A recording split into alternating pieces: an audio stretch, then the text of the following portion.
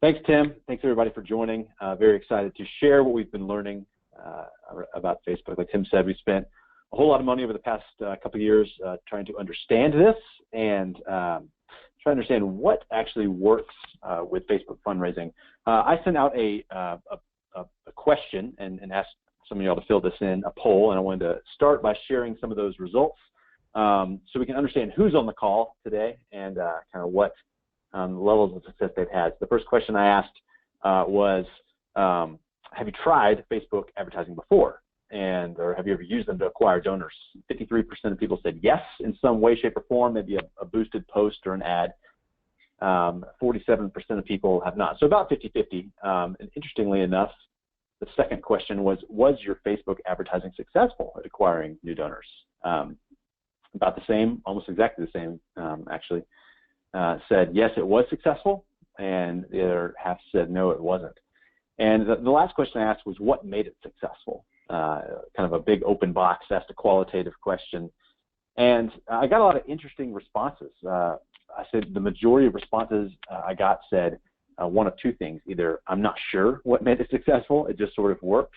And then a lot of other people said, well, it worked for a short time, but it didn't scale. And so, it didn't really, wasn't worthy of our investment, because if we really want to grow our donor files and grow our email files, we've got to do things that scale and make sense at scale. And so that's what we're going to talk about today, is, how we get into this platform and how do we actually develop real big results out of it. So I want to start by giving you guys a brief history of advertising, because it's important to know where people are coming from and why we're trying to reach people on these specific platforms. So number one, radio advertising. This is certainly when the dawn of advertising. Advertising happened back many centuries before this. But in terms of modern advertising, families used to gather around the radio at night, listen to the programs, and they would be sponsored by companies like Beechnut and Ford Motor Company and different companies trying to sell products. Because this is where the audiences were, right? You had the highway system installed by Truman and Eisenhower in the 50s. All of a sudden, these things start to pop up. These billboards. Burma Shave was famous for their billboards they would tell these stories as you drove along mile after mile after mile. And then with the dawn of the television era came these television ads where people would gather around. You actually had a visual medium, which is pretty cool. Obviously there's print publishing happening through all this. The internet. This ad actually went live in 1994, the first banner ad on the internet. Have you ever clicked your mouse right here? You will. It was actually from AT&T, but they wouldn't put their logo on it because they weren't fully bought into the concept yet. And it was on Wired magazine. You can read more about this, just search for it online. And then that leads us to platforms on the internet like Facebook, where people spend a ton of time. And honestly, probably more people spend time on Facebook on their mobile phones than any other device. All this to say that advertisers have always gone where the audiences are, and you may not think of yourself as an advertiser, but if you're selling a cause, if you're marketing a cause, you're advertising. You're trying to reach somebody where they are and sort to bend their attention towards you. And so that's maybe the first rule of this is we have to understand what we are and what we're trying to do. We're trying to acquire people. We're trying to move people and trying to grab their hearts. And eventually their pocketbooks as well, because we know that without money, we don't really have a mission to further here. So we're on this. You guys are here today, so we're going to ask this question: how do we get donations from our Facebook fans, or from Facebook users in general? How do we do that? That's what we've been researching. I want to talk about two reasons why these fundraising campaigns often fail. Number one is understandable, but it's this over pursuit of the like. We've gone after this concept of likes. And it's an easy metric to move. Some people call it a vanity metric. But if you want to go spend a lot of money, someone says, may have said to you at one point, hey, this new Facebook thing is great. We've got a page. Figure out a Facebook strategy. And it's like, well, it's easy to go get likes. And then everyone was horrified when Facebook started charging you to reach your actual own fans, right? Because that's how they make money. So we have to remember that everyone who likes us, we're not always able to access right away. And I'd like to actually propose this fact that we've become so obsessed with being liked that we've forgotten what it's like to be loved. Because donor relationships they don't just happen when someone likes you. There are a lot of people who like your cause, but there are very few people who give to your cause in terms of the grand scheme of things. And so, we become obsessive about these vanity metrics, likes and things like that don't really have a much impact on our bottom line as fundraisers. Reason number 2 that most Facebook campaigns fail is because we overestimate people. We assume that people are sitting at their computer with their wallets out, looking for places to store their money and to give it away. They have too much of it and they want to offload some of that. Let me show you this. This is something we call the law of channel orthodoxy, and what it says is that the mediums to reach our potential donors that have the most required resources also have the highest response rates. And as I walk through this, I think it'll make sense. So if you wanted to go and sit down with each one of your donors and have a face-to-face conversation, that would probably be the most expensive thing to do, to fly you around the country and meet and take your time and your salary and all that and meet with donors one-on-one. But you probably have the highest response rates, if you can get in front of people. That's why major gift officers tend to work that way. But we know that can't always happen, so we have to go, down the chain a little bit and say, hey, maybe if we call these people. It's kind of expensive to call, to get a live human to call and pick up the phone and have that conversation. Response rates is slightly less, but it's gonna be better than something like direct mail, right? Where it's much cheaper. There are fewer required resources. Some direct mail programs get very large at scale, but in order to reach one person, the cost is less, but also the response rate is much less. And it goes down the line. Email, relatively cheap, but lower response rates. Website traffic. I don't know what everyone's website conversion rate to donors is, but I imagine it's a little bit lower. And then social media is somewhere down here. And we forget that. We think that, hey, we can go reach all these people. It costs us virtually nothing. And then we're shocked when the response rates aren't what we think they're going to be, when people just don't, donors just don't come flooding in. And a lot of that is because, we kind of assume that we just put an ad out there and, maybe with some better targeting, we could show these folks and we point them to a donation page, right? And we expect that to work. And that's because we're kind of missing something here. We expect all this like pre-conversion stuff to be happening because people don't make snap decisions like that. Maybe the impulse aisle, as they call it at the grocery store, they do, but that's about gum and mints. We're asking people to make, a very irrational decision to give our organization money, and most of the time they won't receive any tangible benefit themselves, except maybe a good feeling or knowing they did the right thing. And so, there's a lot loaded in this pre-conversion phase that we're taking for granted. The principle here is that fundraising is never easy because humans don't like to give away their money, and we can't forget that. It's difficult to convince someone to part with their dollars. In fact, I love this quote. Robert Hartsook, a fundraiser, said, "Donors do not think of money as an encumbrance that needs to be unburdened." Even in a good economy, people don't want to give away their money. It's against our fundamental human nature, and we have to remember that. I don't think anyone is in the fundraising business because it's easy. You're in it because it's the right thing to do. But we forget that all too often. So what we're actually saying here is when we're trying to move people from, the status quo of not even thinking about us to all of a sudden investing, we're trying to move them through the funnel too quickly, right? So this is how I used to think about the funnel, and some of y'all understand this analogy and have seen it before. We have all this traffic, right, that we're getting to our website through all of these different places: social media, banner ads, search engine marketing, email campaign, organic website traffic that just shows up. We want these people, everyone who shows up that we get contact with is a prospect, and we have the opportunity to convert them. And some of those people, as you see the funnel narrows, will become new donors. Some of those will become recurring donors and lifelong advocates, and maybe even major donors one day. But fewer and fewer people take each step. This is how we used to think about the funnel. That people were kind of moving towards the decision point.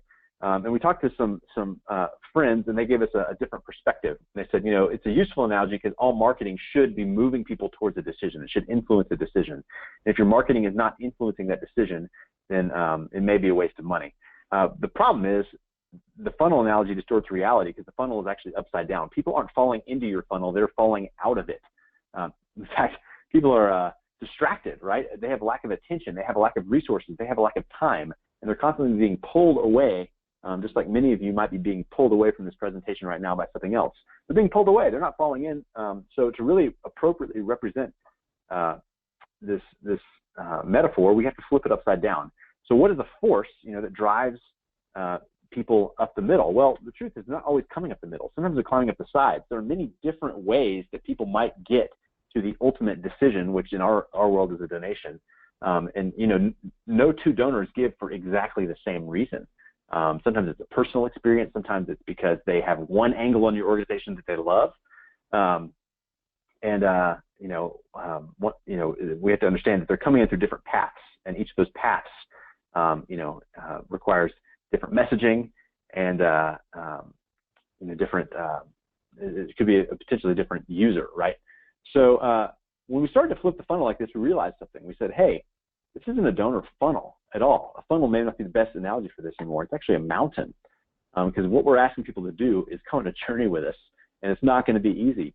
Once you get to the top, you can enjoy a view. But let me kind of sketch this out for you real quick, this concept of the donor mountain. So you can see it largely resembles the funnel here. There are a few peaks because it's not always a straight journey to the top. But we have this donor mountain. At the very top, we have a macro yes, right? And the macro yes is the ultimate yes that we want people to say yes to our organization. In our case today, that is making a donation. But the problem is people are not coming in at the top of the mountain. No one does. No one gets dropped off there in a helicopter. They start at the bottom, and they can't necessarily see everything that we see up at the top, as we have this viewpoint. And so there are all these steps that they have to go to, just like there are different stages in any mountain climbing journey. We call these micro yeses that lead to the macro yes, right? So understanding that, number one, it's difficult, and fewer people are going to make it to the top because the air gets thinner and you get tired. But it's difficult to get up there. Kind of helps put fundraising on Facebook in the proper perspective. And let me show you just kind of from a digital marketing standpoint in general how this might look. So if I send you an email, the first thing you have to do is open it. So the subject line is my very first micro yes. You have to say yes to that. And then you may have to say yes to clicking it. And if you click it, you'll get to the landing page, and there may be some copy there. You have to say yes to reading the headline, and then maybe reading the next couple paragraphs of copy. There's a call to action, like a donate button on that. You might click it, and then you have to say yes to the donation process, which oftentimes we know can be a total beatdown because it requires people to make tons of decisions, and it asks them if they want to give the gift in tribute or honor of somebody. Asks if they want their company to match it, and all these different things. So you can see how this is getting harder. It requires more every step you go up, as we optimize those micro yeses. And at each step, people are having to answer a fundamental question. That is our rope, if you will, in this analogy that we can use to pull people up. And that question is the value proposition question. Is the value of taking this next step worth the cost? And I understand I'm getting a little theoretical, but bear with me because we're about to map all this back to Facebook. So people are constantly asking themselves this, sometimes unconsciously. They don't even know it. But they're sitting here trying to say, hey, if I get to this one step, and the cost is much greater than the value, then I'm bailing. I'm out. I'm going back down the mountain. I'm going back to something easier. I'm going back to what I was doing before. But if we are able to optimize and flip that from cost-heavy value light to value-heavy cost light, then we earn the opportunity to move them to the next step in the journey. And as we start sketching out what that journey looks like for a Facebook user coming from the newsfeed to our site, to our landing page, through the funnel, and eventually, hopefully, making a donation, we'll see that we can optimize each micro yes along the way to turn it from cost-heavy value light into value-heavy cost light. We developed, this is what you probably saw in our marketing, a 3 or 4 step process of a Facebook acquisition campaign, a Facebook donor acquisition campaign. At least this is how I used to see it. We've refined this today, and you guys get to see it for the first time. So we said, hey, there's an offer. You have to have something of value to give to people. You have to advertise it. So you have to make them want it and show it to the right people. And then you have an email acquisition page where you trade that offer for an email as kind of the initial step, and you earn the right to market to them in the future. And then you move from the email page directly to a donation ask that makes sense with all the previous pieces. And hopefully you convert 1 to 5% of people. And if you do it right, you might break even on acquisition. So this is how we used to see it. And we realized, that it doesn't actually move side to side like that. They're stacked on top of each other. So the offer is actually the very first step. Do I want this? The advertisement is, am I willing to click this? That's a micro yes, and that can be optimized. You can get more people to click your ads through better copy or imagery, as we'll look at today. The email acquisition page, it doesn't matter if you have the greatest email acquisition page in the world. If you don't have a good offer, you don't have a good ad, then no one will ever get there. And so these are actually, they're like Jenga blocks. And if you pull the offer out from the bottom, the whole thing falls apart. Today, we're going to really drill down into the first two steps of this because they're the most important steps. We have tons of resources available on optimizing landing pages, optimizing donation pages, and we'll follow up with all of those in the email. But today, we're really going to drill into the first two steps of this, the offer and the advertisement, because this is honestly the thing that we get questions about the most. What do I have to offer? I don't think I have any resources. How do I come up with a good offer? So we're going to talk about that because, like I said just a moment ago, without a strong offer, everything else falls apart. So the first thing that we're going to talk about today is what constitutes a good offer. How do we come up with something that we can offer people that is of value to them? Because the very first step has that micro yes. We're trying to say, hey, I've got value for you, and it costs you virtually nothing. So I've come up with a couple questions to try to understand what we have to offer as nonprofit organizations. I've worked in nonprofit organizations and with nonprofit organizations for the better part of a decade. And I totally understand that you may feel like you're resource strapped and you don't have a lot to offer. But these questions might help you refine that. The first question, how can I allow my ideal donor to better understand the problem to which our organization or we are the solution? So there's a couple things you have to understand that's going on here. Number one, we're trying to kind of exposit the problem, if you will, and let people know more about the problem. I think a lot of nonprofits would say the biggest challenge they have is that either A, people don't know about the problem, or people don't perceive that it's a problem. And so they're really, to be in the cause marketing business, you have to be in the problem marketing business a little bit and help them understand that. But the other part of this is you have to, the two words here, ideal donor. How can I allow my ideal donor to better understand the problem? You'll see ideal donor a couple times throughout this presentation. And we're very, very intentional about that because we have to understand that not everyone is our ideal donor. Sometimes we come to fundraising thinking that we can convert the whole world to support our cause if we can just, if we can just reach them, right? But the problem is the whole world is not, innately attuned to care about your cause. And it's a harsh reality, but it's reality. And so, once we start thinking about our ideal donor, and the more we know about our ideal donor, the more we can press into and target those people. Facebook gives us incredible controls, as we'll examine a little later, to target our ideal donors. But we have to make that trade-off and understand that not everyone will be your ideal donor. Let me show you a couple examples of offers that help better understand the problem to which these organizations are the solution. The first, Hillsdale College is a small liberal arts organization college up in Western Michigan, and they are in the business of education, like most colleges are, or at least should be. And they specifically have a very popular course called Constitution 101 that is their offer. They've offered it for years. More than 1 million people have taken it. It's free. It's an 8-week course online. And they've developed a very strong donor base out of that and many of their other courses. But they realized a couple of years ago that maybe they had actually saturated all the people who knew they wanted to learn more about the Constitution. Maybe they had to create that problem because all of us went through 8th grade civics and think we know the Constitution, right? We think we understand, we the people, and everything that's enshrined in it. But there's a whole lot of nuance there. So they created this quiz. It's a 5-question quiz, and the goal is to kind of inflict a little pain, to be quite honest, but also to expose the fact that most people actually don't know as much as they think they do about the Constitution. And once they offered this, this was an offer in itself, but it was actually the front end to another offer, which was the course itself. And so, this is an offer that's designed to show the problem and expose the problem that Hillsdale hypothesizes, which is that people don't know the Constitution as well as they think they do. Here's another one. An organization, Human Liberty, out of Virginia.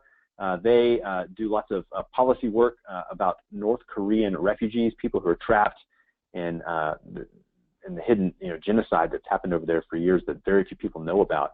One of the biggest problems they have is that people don't think about this. We think about things happening where we can see it, but the whole concept of North Korea is behind this kind of closed wall, and so they have to tell this story. And they wrote this book called The Hidden Holocaust of Our Time, North Korea.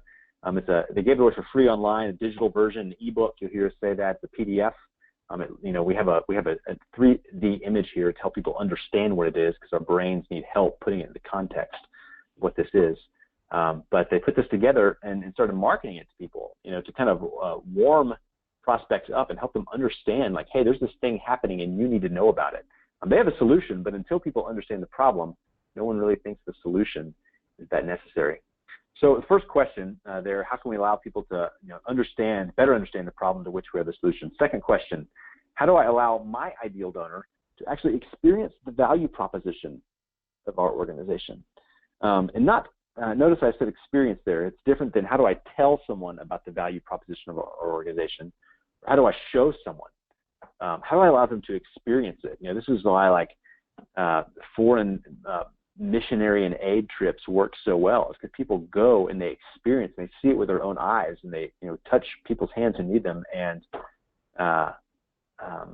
they come back powerfully changed, because when we can experience that, it actually changes people. So how do we allow people not just to see it, but experience it?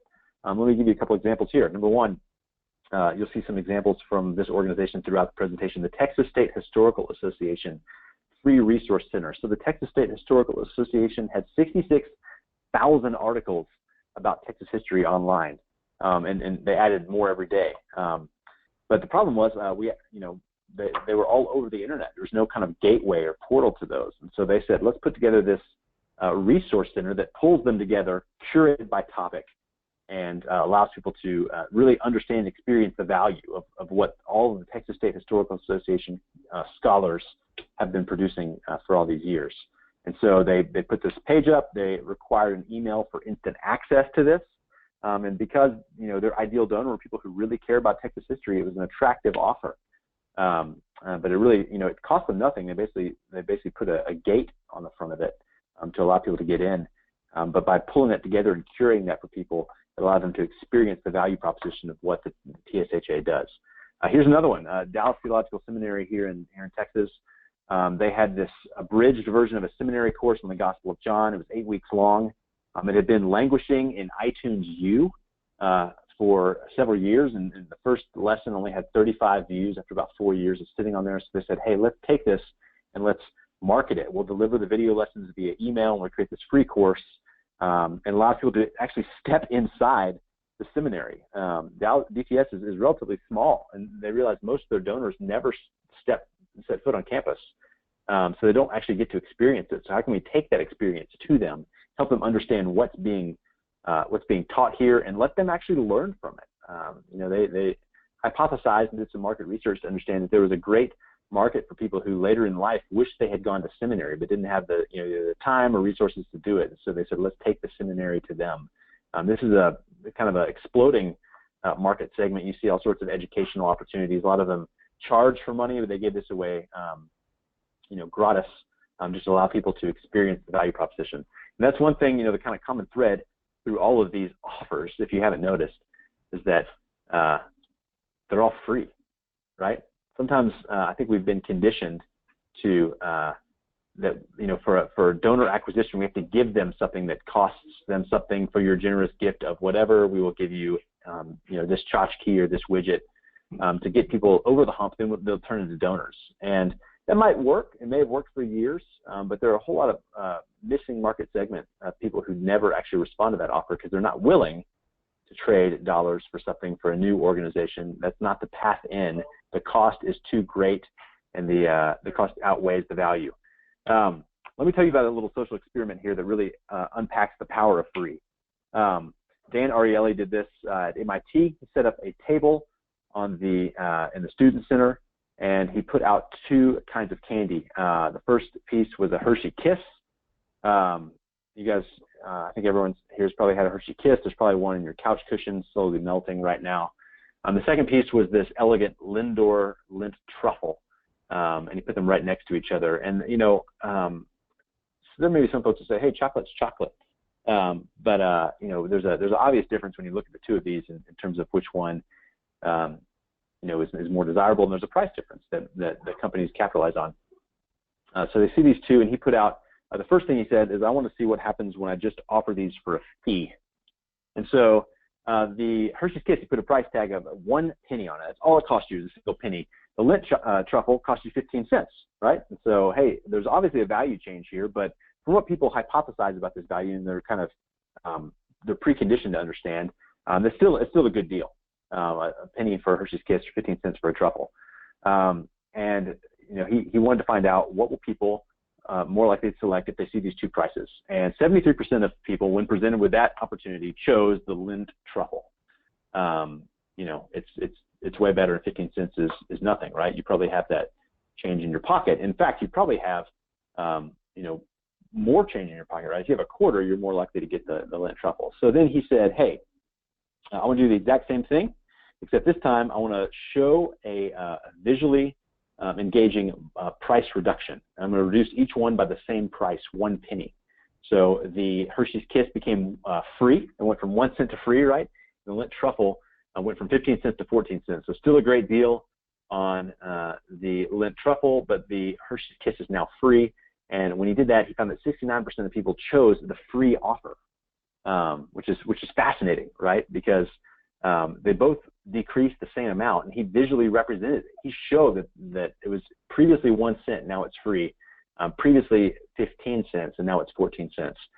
So he said, one final thing, maybe we need to sell this a little bit more. So he said, let's take the previous experiment, add one little element. I'm going to add a 30% off starburst to this. I'm actually going to reduce the price from 14 cents to 10 cents. So now it's a battle between free and 10 cents. And even then, 64% of people chose the free Hershey's Kiss. Even though the Lint truffle for 10 cents is a vastly superior product, we are absurdly conditioned to love things that are free. Like that's what that experiment, that social experiment, shows us, is that we love things that are free. Let me tell you a story about this. The Texas State Historical Association, who we talked about earlier, not too long ago, we were walking through their offices down in Austin, and we found this is their kind of pride and joy, this book. They publish it every 2 years, the Texas Almanac, and it's all sorts of history and facts about Texas, and people love it. They really, really love the Almanac. And I saw this thing sitting over on the shelf. It was actually, I picked it up. I said, what is this? And they said, that's a CD-ROM. And I said, what's on it? And they said, the Texas Almanac ebook. And it's a CD-ROM. I said, okay. First of all, what's a CD-ROM? I started looking at my MacBook Air trying to figure out a place to stick this thing in. Does anyone use these anymore? And they said, yeah, we sell them on our site. And I said, well, how many do you sell? And it sells for $19.95. Okay. How many have you sold this year? And they said, you know, well, this year we've sold 15 of them. So that adds up. The math problem, $299 in total revenue. We ran a test. We said, hey, what if we actually could give this away? So on the CD-ROM is a PDF. It's, you know, 800 some odd pages of information about Texas history and Texas that people, you know, potentially love, but maybe they can't get over that $19.95 price tag, or maybe they don't even have a CD drive to be able to read this thing. And so we said, let's try giving it away. We took the PDF, we created an ad for it. We targeted that ad, we created a landing page to give it away, and then we followed it up with a membership page offering optional membership. So the PDF was completely free, and then we had a value proposition for why you, as a fan of Texas history, if you're downloading this, should join the Texas State Historical Association. Our ads got just over 61,000 clicks or visitors to the page. 27% of those, just over 27%, gave us their email in exchange for this ebook. And that means we got 16,899 emails. A total 1.53% of those people became members instantly. That meant 258 new members for the TSHA, and the average gift was $53.50, which meant total revenue of $13,805. So you can kind of see the power of free there, right? I imagine that many organizations who are on this call have things they're offering for a price somewhere, and maybe you don't own the rights to them, and I understand about that, but if you do, it may be interesting to actually lean into the conditioning that we have to want free things, especially our ideal donors wanting free things about things that matter to them. You may have those. You may say, I don't have anything to offer right now. Everything we have costs. Well, feel free to take these slides and use them for your benefit to see if you can get your boss to unlock some of those things, some of the content team to unlock some of those things. As we talk about putting together a great offer, the Texas Almanac is a great offer for people of Texas history, but that may not be your organization. And so we want to try to understand, how can we rate an offer? What are factors that make an offer successful, so we can choose the best offer before we do the work of setting up the landing pages and ads and trying to offer it? Well, first off, we have to understand appeal, and this again invokes the phrase ideal donor. Will this offer capture the attention of my ideal donor? There may be offers out there that will capture people's attention, but are those people likely to become ideal donors for you? Sometimes you have to test it. Sometimes you have to say, hey, let's put this offer out there and let's see if anyone takes us up on it, and then those people who take us up on it, do they give? And I'll give you a framework for measuring this at the very end of this presentation.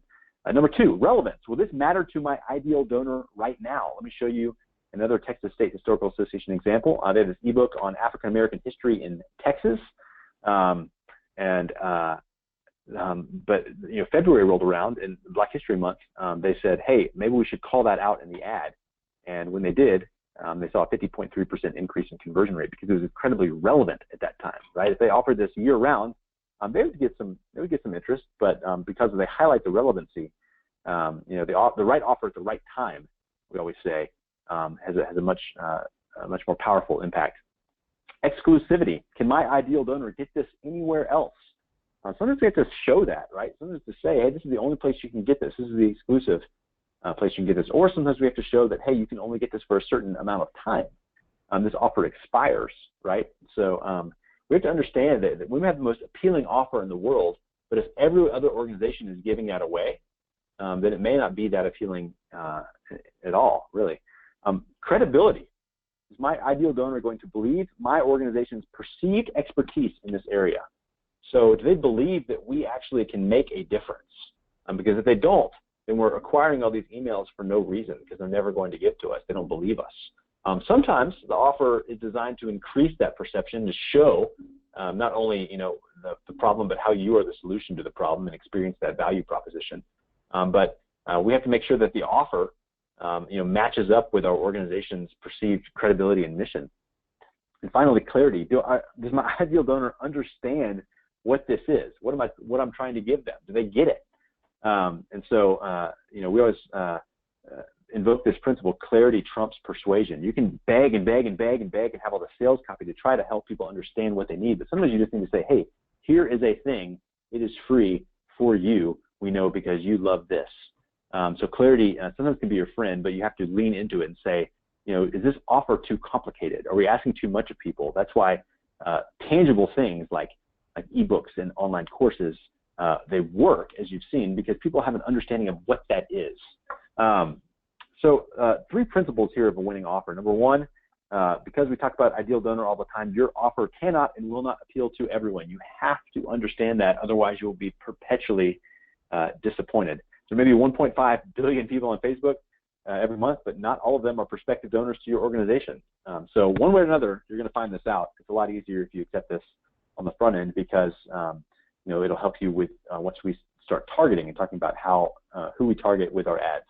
And number two, your offer must deliver more value than it costs.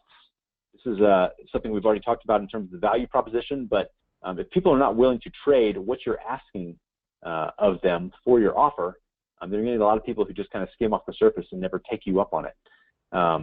We talked about, you saw the seesaw analogy earlier, wpeople aren't looking for a reason to take your offers. They're looking for a reason to move on and do something else, especially on Facebook. And it's really easy on Facebook. You just have to move your thumb on your phone a couple inches north, and all of a sudden you're seeing something different. You have to remember too the context of what you're competing with, right? You're trying to get their attention, but they're not on Facebook to get offers and make donations. They're on Facebook a lot of times to get away from everything else and clear their mind. So you have to flip that from cost-heavy, value-light to value-heavy, cost-light. However, sometimes there needs to be a little bit of cost. Let me show you this. This is a chart we came up with because we've tested all sorts of different offers over the past 3 or 4 years. And we found that the increasing amount of investment that someone spends in your offer has a significant impact on their likelihood to eventually become a donor. So look at this. One offer that we run a lot of times, you probably have signed a couple of these, over the last couple of years. You've seen them for different causes. A petition, no child should go hungry, or a petition against some sort of policy or law. And a petition, is kind of an interesting thing, because when you think about the psychology behind a petition, it's really, it's making people feel like they did something, right? But there was very little investment. You may have to write your first name and your last name and your email and click sign. It may take 10 seconds. Maybe able to pre-fill that and do it in 2 seconds. And we've seen on the back end, just as kind of an aggregate example here, that while petitions may be really great opportunities to get very cheap emails, because a lot of people fill them out, the donor conversion rate is really low, because maybe the petition actually does, what you're hoping the donation will do for them before they even get there. They feel better because I did something today, right? But there's also just very little time investment here. So a quiz, like the Constitution quiz, it may take you 2 minutes, but you definitely see a huge impact, almost, order of magnitude higher on the donor conversion rate there. In aggregate for several quiz offers, the average conversion rate is about 2.7% of people who fill out a quiz. That's interesting, because not only does a quiz take some time and it requires some investment, but it engages you intellectually, engages your prospect intellectually, and you can help kind of move their minds towards the problem to which you are the solution. An ebook, to read an ebook, it might take 10 minutes. But the people who are willing to invest in that oftentimes are a much higher likelihood to donate. And an online course, takes 5 weeks, but look, it's almost a 6% donor conversion rate, because people are willing to invest their time. It's an indicator of whether they might be willing to invest their money. And the interesting thing about this is not everybody is completely willing to take you up on this, right? So people who download an ebook, most of those people may not read it. In fact, I'm sitting here looking at the numbers for folks who are on this broadcast, and about there's several hundred people on this broadcast, but a lot of people didn't show up. They signed up for it because they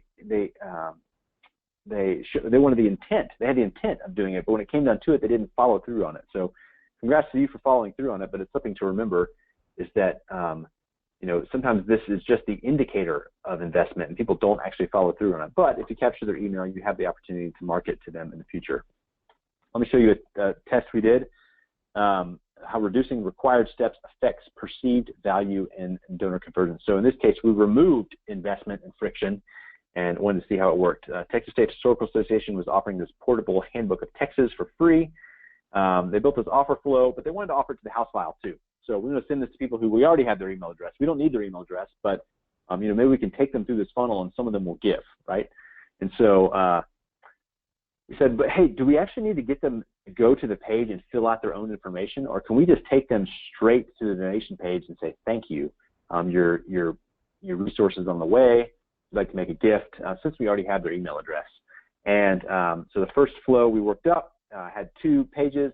We said, let's make them go through the process, fill out the form, and say they want it, and then we'll take them to a donation page that says, thanks, give back to Texas. This is actually on Giving Tuesday.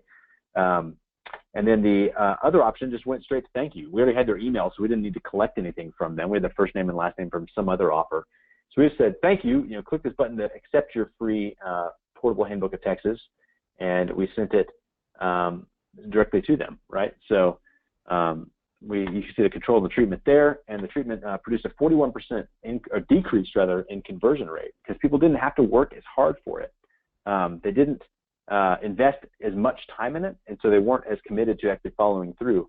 So sometimes a little bit of a hurdle there can actually help people. So as we go from value and cost and try to make it value heavy, cost light, remember, sometimes taking away all the cost actually reduces the quality or the motivation of the people who are you're trying to pull through your offer. Second, your offer must be, finally here, your offer must be relevant to your mission. You saw this earlier, the Texas Almanac doesn't mean a whole lot coming from Susan G. Komen or the American Heart Association, but it sure means a lot when it comes from Texas Historical Association, because the two line up. There are all sorts of offers you can go find. There are all sorts of free tchotchkes and things that you could package and give away, but if they don't actually line up, then you're wasting your effort. Because as you saw with the funnel earlier, all marketing should move people towards a decision. So offers, creating offers. I like to say this, that one of the best places, my favorite places to find offers is to walk down to the receptionist desk in a nonprofit organization. A lot of times there are pamphlets and written content, magazines, things like that never really make their way into the digital world, and we can digitize those things and offer them because they have value packed inside of them. So hopefully those kind of parameters have helped you understand what it takes to create an offer, and maybe some of the ideas you've seen from other organizations. Giving things away for free can help you understand, what offers your organization might be able to come up with. The next part of this is the advertisement, because if we create a great offer but no one knows about it, then we're not going to actually harvest any results from it. Facebook is really valuable. This is the stock price. Sure, a lot of us wish we got in down there when it was below the 20s, because Facebook understands one key principle: the world's best ad doesn't matter if it is shown to the wrong people. So going back to our advertising history, advertisers at this stage, and when everyone crowded around the radio, they didn't know who was on the other end. They hoped maybe people who were interested in some radio program were also interested in the product, but they really didn't know. Burma Shave, maybe they had a little bit of advantage because at least you're geographically located, so you could say, hey, there's a Holiday Inn here up on the right, and we could show like a billboard for that, and that still works today. People are looking, as they're driving, they're looking for things to eat and restrooms and places to stay and attractions. So they have a little bit better data. Television, obviously, with Nielsen ads, they developed a rating system around it, and they would call you and ask you what you were watching and ask for demographic info, so they could go to advertisers and say, hey, we know at least at a broad scale who is watching this program, and we can kind of give you some better data on that. The internet came along, and all of a sudden you had some behavioral data, so you could tell who visited certain sites. If you want to run an ad on ESPN.com, you can be pretty sure that sports fans are going to show up there. And Facebook, really leaned into this, and this is where they've delivered a ton of their value, because you've given them all this data about yourself, as you've told Facebook about yourself. It's a machine, and it harvests that and develops profiles, and to the nth degree, right? So they know, you may be unlike anybody else. John Wanamaker, some of y'all know his famous quote: "Half the money I spend on advertising is wasted. The trouble is I don't know which half." Well, Facebook said, "Hey, we'll create a really valuable organization because we can tell you which half it's wasted on, and you can turn that piece of advertising off. If you buy a Super Bowl ad, you're going to show it to everyone who's watching the Super Bowl. There's no way to actually optimize that for who actually might want that. That's why Burger King and Coke and a lot of the big brands get behind that. But Facebook has found a whole lot of value in being able to answer that question. So why are they so valuable? Number one, 1 billion people log in each day and spend a lot of time on the platform. Number two, you've given them more data about yourself than any other platform. You told them all about yourself, like you like Matt Damon and Adele and Nike and Saturday Night Live and the Cubs and Taylor Swift, and they can say, I know this person. I can go market ads for the new Adele album or the latest Matt Damon movie or the latest Taylor Swift record or the Nike pair of shoes because you told them you liked it. So when you see ads in your feed, you can't get too mad because you're partially at fault. So finding the right audience on Facebook, like we said, great offer is the building block number one, but the advertisement is the building block number two. And it honestly matters with the visual imagery more about targeting than about what the ad says. We'll get into ad copy here in just a little bit, but I wanted to run through just a couple of ways that Facebook allows you to target and find the right audience. Because if you're looking for your ideal donor, you have to say, you really want as much data about this as you possibly can so you can drill down and understand who we're advertising to. So number one, geographic targeting. This works really well. A lot of times when you're marketing offers for things like a local food kitchen or a rescue mission, any sort of local nonprofit can really just benefit from geographic targeting because you may not be trying to reach people outside of a certain area. There may be a national or global nonprofit and have an initiative going in one area, and you really want to dive into that. Or you may say most of our donors come from California, Texas, New York, New Jersey, Florida, and we just want to advertise people in those states. So the more data you have about your donors, the better information you can plug in, and this is all probably readily available in your CRM systems. Demographic targeting, this is incredibly powerful because you see the first thing here is age. When we are working on a Facebook advertising campaign, I hardly ever put that age below 35 years of age because of what we know about the bell curve and distribution of donors and how income works and assets work. We know that donors tend to be older. A lot of folks are targeting millennials, and that's great. And I hope that as organizations we can unlock the hearts of young people to give. But most of our donors are going to be on the older end. So we also differs from organization to organization. But you may say, hey, my donor is much more likely to be a man, so I just want to target 40-year-old men. Facebook allows you to do that. Language might matter. This is actually something that's pretty underrated. Most people don't actually type in English here, so they can make sure they're not targeting people who don't speak their language. And then you get into demographics. There's a wealth of available demographics here from Axiom and from Facebook's other data partners. Things like registered voters in a certain party, life events, just had a birthday, just returned from a trip, just bought a car, it's all in there. Financial information, I want people who have a net worth of more than $5 million. And these can all be combined. You don't just pick one of these, you can combine all of these. There's kind of a healthy medium as you start to dive down into some of this targeting. I always say I'd rather talk to 10,000 of the right people than 1 million of the wrong people. So the right number matters, but I also would rather talk to 10,000 of the right people than 10 of the right people, because you're going to scale out of that pretty quick. So you want to find a number where you can develop some scale, but also that it's dialed in enough they're going to be the right prospects for you. Interest targeting is something that some folks have had great success with, and some organizations have had no success with. So if you are the Sierra Club and you're looking for people who are like you, you might say, hey, I want to advertise to people who like the World Wildlife Fund. I think sometimes we like to think in nonprofitdom there is no competition, but there is. There are fixed share of wallet, and this is a way to, as we call it, fish in other organizations' ponds. Sometimes it's an easy springboard, if you will, especially for new organizations, because another organization has kind of done all the priming of the pump for you. And if you can go target people who are receiving their marketing, they might be further down your marketing funnel or further up your donor mountain than you think. And Facebook will actually also suggest other organizations based on the inputs that you put in here. Custom audiences are a really, really, really big deal. So this lets you do a couple of things. Number one, advertise to your existing email list. You may say, wait, I thought I was trying to get donors. Well, donors don't always have to come new, right? You don't always have to get a new donor. Sometimes you can get another donation from an existing donor very inexpensively by advertising offers to your email lists. You can also advertise to lapsed donors, and you can automate this. We've been testing a technology called Leads Bridge to automate from your CRM. So if somebody becomes a lapsed donor, it pushes them into a Facebook audience, and they can be shown a series of offers designed to re-engage them with your organization automatically. You can also advertise to people who have opted out of your list. Maybe they were engaged at one time and for one reason or another fell off the map, and you want to re-engage them. The other thing you can do with custom audiences is suppress. You say, hey, I only want to get new donors. And, the match rates, are generally between, I would say, 60 and 90%. So if you can have a 69% chance of being sure you're not talking to an existing donor and you just want to focus on acquiring new donors, custom audiences allow you to do that. Also built off of custom audiences or lookalike audiences, where Facebook will take all of its data.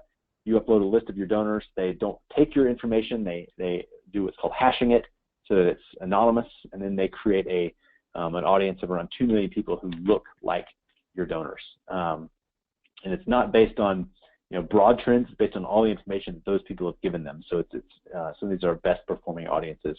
One example of this is you can always get to numbers with this. So if you want to know how many moms there are out there who are 33 years of age, recently bought a white minivan, and are libertarian, right? Facebook can tell you this is an actual number. There are 2,531 of them. So you're welcome if that's your target demographic. You can go advertise to those 2,500 people right now, but they will find that. Now the question is always, yeah, we can target that. We've had targeting capabilities in multiple mediums for a long time, but how do we find the lurkers? Who are the people that we don't know about? The people who don't identify themselves or give us those interests. That's where the Facebook Pixel comes in handy. Is a little strip of code that no matter how much they whine about it, your IT person can install on your site in about 60 seconds. And that allows you to show offers to people who visit your website. So out of all this traffic, you may be looking at Google Analytics one day and saying, I have all this web traffic, but I only have a couple hundred or thousand donors. Who are all these people, and why are they coming to my site? So you can put your pixel on there, create an audience of people who see that pixel, and you can show those people your offers once they engage on Facebook. It does this because most people stay logged into Facebook as they browse around their web, and so it it fires a little pixel every time someone comes to your site and has Facebook logged in. It's also nice because you can do a lot of slicing and dicing here. So this example of Dallas Theological Seminary, they really don't want to advertise to people who are looking at admissions-focused pages because those are potential students. And they know there's a big difference in potential students and potential donors. So that you can actually say, hey, I want to show everyone who comes to my site except people who visit a page that has admissions in the URL, and Facebook will gather that audience for you. You can also create lookalikes off of your website traffic. So find people who look like the people that visit my website. You can combine some of these. One of the reasons we said that these Facebook donation campaigns fail is because there's this pre-conversion happening. Well, you can actually capitalize on some of this, and sometimes this does work. Asking people directly for a donation if they have engaged with you before. So I will say that it doesn't always have to follow this, this 4-step process. We have seen limited success and not very scalable success doing remarketing, more or less, to people who visit your donation page and don't give, showing them an ad later. So maybe your email efforts here or your website has done some of the pre-conversion work, and you just want to advertise to those people. The Facebook page can do that as well. Here's an example of the Forerunner Mentoring Program, an ad they showed on North Texas Giving Day back in September. Only a few hours left to give. They only showed this, you can see 133 views, very small segment down there, but those are people who had received an email from them, so they had been slightly warmed. Let me show you 4 key components of a Facebook ad because it's not just about the targeting, it's also about what you were saying to those people. You can target the right people and with the wrong message completely miss them. Number 1, the top piece of copy. This is the first piece of copy in a Facebook ad that the prospect sees. This doesn't have to close, but it should set up the call to action. And we found this to actually have a tremendous effect on email acquisition conversion rates and donor acquisition conversion rates. Here's an experiment. This is in our research library, number 6045. The client was Harvest Ministries, and email campaign was being driven from Facebook, and the top copy started with what we wanted them to receive, which is gain a deeper understanding of heaven. It offers a free daily devotional, and you get them delivered to your inbox today. And we said, hey, maybe that's a little too much. This is coming from Greg Laurie's page as a person. Maybe we should actually try to write in the style that a person might write on Facebook, which is a little more meandering. So we started with some much longer copy, first of all, because we know that Facebook is a vertical medium. We want to take up more space and draw the reader in. So we started with this, many people think of heaven as some surreal, mysterious, dreamlike realm where people sit on clouds and strum harps, and try to get people's attention off the bat. So you can see the 2 ads there. The second ad produced a 316.4% increase in conversion rate, not just click-through rate, but conversion rate. So people who clicked that ad were 316% more likely to actually accept the offer and give us their email, which meant that if we have $1 to spend and you had to spend it on one of these 2 ads, I think you choose the second one. So that top copy really, really matters, and what you put there matters, and it's a great opportunity to be constantly testing. Number 2, the image.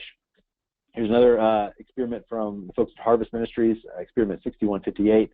This is the image they had. It was this black and white image of Greg and his wife, because they were doing these daily devotions focused on family, so they wanted to show family. They said, hey, what if we did color? Maybe it's not bright enough. Maybe it doesn't jump off the page. So they developed these 2 treatments. Number 1, a color version of the same photo, and then another photo where they're actually looking straight into the camera. You can see all 3 of the control and treatments there. And they saw that treatment 1 produced a 35.1% decrease in conversion. Treatment 2 produced a 19.7% decrease in conversion. It's interesting, it causes us to look back at that original photo and say, hey, what is it about this photo that people like? Maybe that black and white kind of creates some emotion in people. Imagery has a powerful effect, and we want to lean into that. Another key component, the call to action. You never know at what point of the donor mountain your visitor is viewing you, so they may not be ready to actually accept your offer. They may just want to learn a little bit more about it. Here's an example for the C.S. Lewis course that Hillsdale College offered. The call to action here in the big letters is get free access now. We changed that, just that one element of the ad, to learn more now. And you can see the 2 there. There's everything about the ad is the same, from get free access to learn more now. 29.7% increase in click-through rate because people weren't ready to get access. They wanted to learn more before they did. Last element is just a reminder, that not everyone has their mind made up by the time they get to the call to action. So there's this additional spot for copy down here that for people who are more deliberative, take more time, they may want to and they want to consider it more, and you may need more copy to convince them. There are more elements in this that we're not going to discuss as much today. We wanted to really drill down into the offer, the advertisement. Obviously, the email acquisition page is incredibly important. Your landing page has 3 jobs: to sell the offer to the prospect. You may think it's free. We have to sell it. Well, yeah, we do. I'll show you how in a minute. Capture their information and redirect them to a donation page. Let me show you this. Is going back to the Texas Almanac, Experiment 142. They had this, the Texas State Historical Association had this landing page that had a lot of copy, had images, had a sneak peek inside the book there, had a call to action, had third-party quotes. I said, hey, what if we made this a really slick page? Maybe it's too much information. It's sensory overload. Let's just make this page that's slick, clean, puts the book on the other side, shows that it's free, but just has less information, right? So you can see the 2 there. And the second page didn't provide as much copy, didn't provide as much of a value proposition, and we saw a 20.4% decrease in conversion rate because it wasn't properly selling the offer. So more copy can sometimes be your best friend. And finally, the last element, the donation page. This is gets them right to the summit of the donor mountain, if you will, as they've climbed up each one of these steps. You've got to be answering this question in the mind of your donors: why should I give to you right now instead of any other organization, or not at all? And this is a big deal too, because a lot of times the instant donation, as we say, the people who follow this offer flow all the way through and give, if you can increase conversion on that page, that can make your entire ad campaign pay for itself, or maybe even make money on Facebook. One of the great things about Facebook is that it's incredibly cost efficient. You don't waste a lot of money, so you don't have to get a lot of donations. Usually a 1 to 5% conversion rate to make it make this continue to fund itself, if you will. Here's a Dallas Theological Seminary example. They had this free resource center, the thank you page. Had some quotes over here on the side. It had some copy about DTS, but we really wanted to make this clearer and more specific, and so we drafted a treatment that said, first of all, it bolded copy to make it scannable so you could read it. It pulled the third-party validation into the copy flow itself and added a picture. We repositioned the value proposition around, you make this resource center that you just signed up for free, not really around the seminary. You see the 2 there. We saw a 553% increase in conversion rate. So that took this offer from a 0.19% conversion rate where it was losing money. We know acquisition sometimes loses money, to a 1.2% conversion rate where it was actually making money. Turned it into something that was very sustainable, very scalable, and allowed them to continue to run those ads. So 4 essential elements. We went over the offer and the advertisement in depth, and we have tons of resources on the email acquisition page and instant donation page. One of the things that people said was, I ran these ads, I got some donors, but I'm not sure if it's successful. So I want to show you 3 quick ways to measure success. I know I'm up against time here. It's 2 o'clock, so we'll keep going. Y'all can stick with us. 3 metrics. Number 1, gross cost per email. How much does each email cost? This kind of shows us, does this actually appeal to people? Are we generally right in targeting the right people? Typically, I'll say, if it's going to be, if it's over $4 or $5, there's nothing you can do or very little you can do to make this worth your while, because either your offer is not very good, you're showing it to the wrong audience, or your email acquisition page, has way too much friction that's really difficult to actually get their email. Number 2, instant conversion rate. Out of all these emails that I'm getting, how many of those people convert to donors? Like I said just a minute ago, 1 to 5% makes a big deal. It can make the difference in a campaign succeeding and failing. And so instant conversion rate, this may mean that copy on your donation page is not compelling, and you may need to run a test there to convert more of these people right away into donors. Finally, net cost per donor. Media spend minus revenue divided by donors. How much does it cost me net to get a donor from Facebook? This indicates the effectiveness, helps you compare it to other channels like direct mail acquisition, things like that. Here's kind of a blanket piece of data for you to show you how you can measure each one of these. We've actually got a tool. If you're trying to write that all down, you can go to nextafter.com/worksheet and download this Facebook ad analysis worksheet. It's pre-filled with all the formulas that we use to help you understand if your campaign works and let you contrast your different offers. So the 4 essential elements, I wanted to leave you with 2 pieces of wisdom that I've learned to the best that I can offer you. Number 1, getting started is more important than getting perfect. Facebook doesn't require a ton of investment up front. So you can go spend $2 a day right now, and most people can find that in their budgets and start saying, hey, can we get any emails for this? Can we get any donors for this offer? and sometimes it'll make the case for itself. Next, from Mr. Drucker, adequacy is the enemy of excellence. So just doing okay and just getting by is going to keep you from actually achieving excellence. This is what we wanted to do. I wanted to let you know that all these experiments that you've seen today are in our research library at nextafter.com/research. We'll send an email after the call today, with all the experiments so you can have links to them. But I want to take a few minutes to answer some questions. We've gotten a ton of them, so I'm going to answer as many as I can and just here in a few minutes. Tim, can you let me know some of those? Yes, Jeff. Hey, thank you very much. Great job today. You've got a ton of questions, so whoever can stay online for questions, that's great. And actually, I'm going to send a poll to everybody's screen. We're trying to figure out the best way to get more of this educational content out to folks. And so if you could answer this poll when it comes to your screen, that would be really, really helpful. And let me see if I can launch that there. Okay, it should be going to your screen right now. Just if you can answer that poll question for us, and while we're doing that, Jeff, if you could answer some questions for us. So the first one is, so you talked about different kinds of things that we need to be able to offer of value. What are some potential offer ideas that you might have for me that I could, basically harvest from existing content I may have on my website? Right, so you don't have to go out and spend anything to develop these. So like you saw a lot of ebooks there. Not all of those ebooks were actually written by authors. Some of those are transcriptions. You may have someone who speaks in public and you record it and you can send it off to a service and for a couple bucks get it transcribed.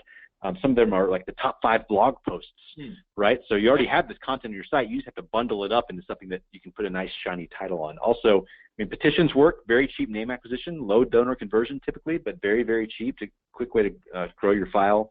White papers, they're, like we said, online courses are getting popular, and a lot more organizations can do these than think they could do them. They think they're not teachers, but they have all of this content available. They just need to craft it. Even like, webinars, like, for example, I know that we record our webinars and then we usually turn those into different forms of content. So you're saying that basically anything I do that produces content could be a potential source. Absolutely. Okay. Excellent. In terms of audience selection, what is like the best way to begin that process? Like, what are some things that I should be thinking about as I go about like just forming the different audience segments I'm going to target on Facebook? Yeah. So I would start very first off by putting the Facebook pixel on your site, letting it run for a couple of weeks, and starting with your website visitors. That's usually generally the best place to start. But with audience segments, I always really look first at competitors, and this starts with donor research, understanding who your donors are. Sometimes asking donors, doing a survey, and understanding what other organizations they might support as well.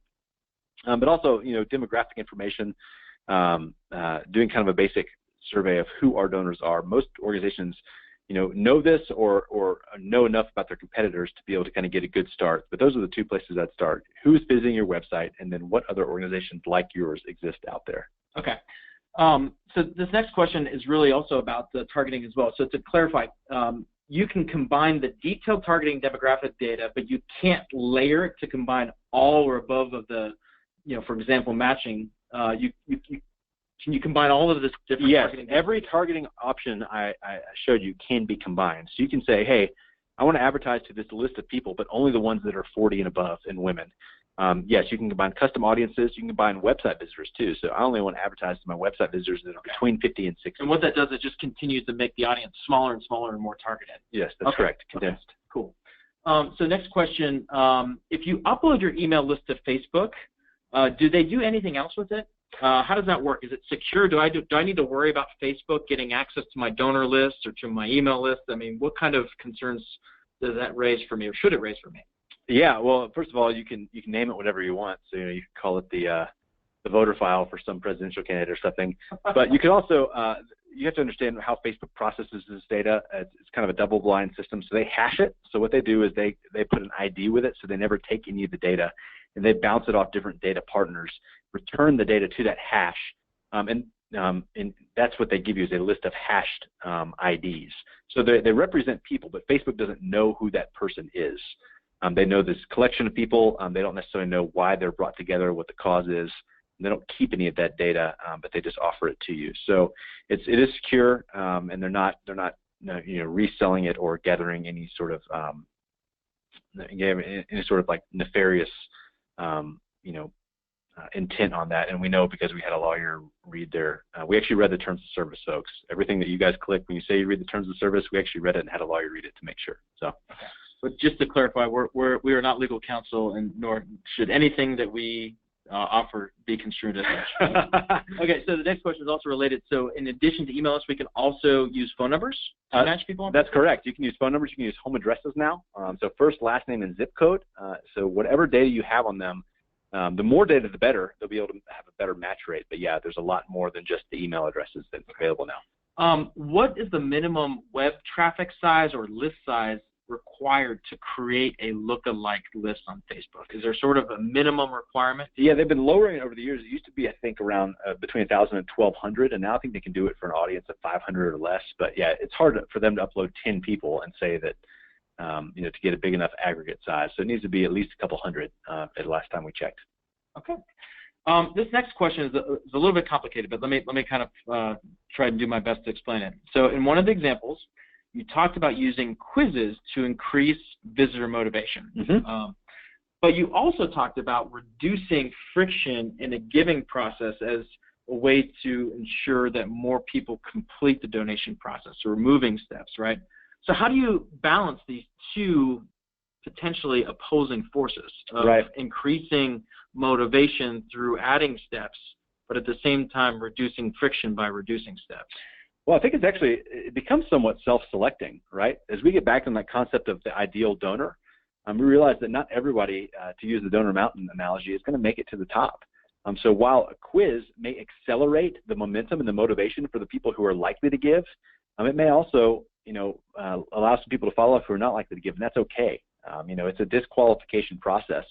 We know that most people in their lifetime will not give to our organization, and sort of leaning into that a little bit can help you at least not get as frustrated, when your conversion rates are typical nonprofit donation conversion rates.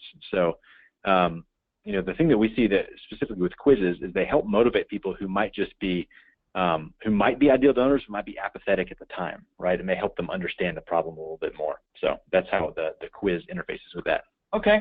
Well, we're starting to get some comments of folks saying that they really need to bug off. I know we're about 10 minutes over time, so I think we'll probably be time to wrap up. Any last thoughts for anyone, Jeff?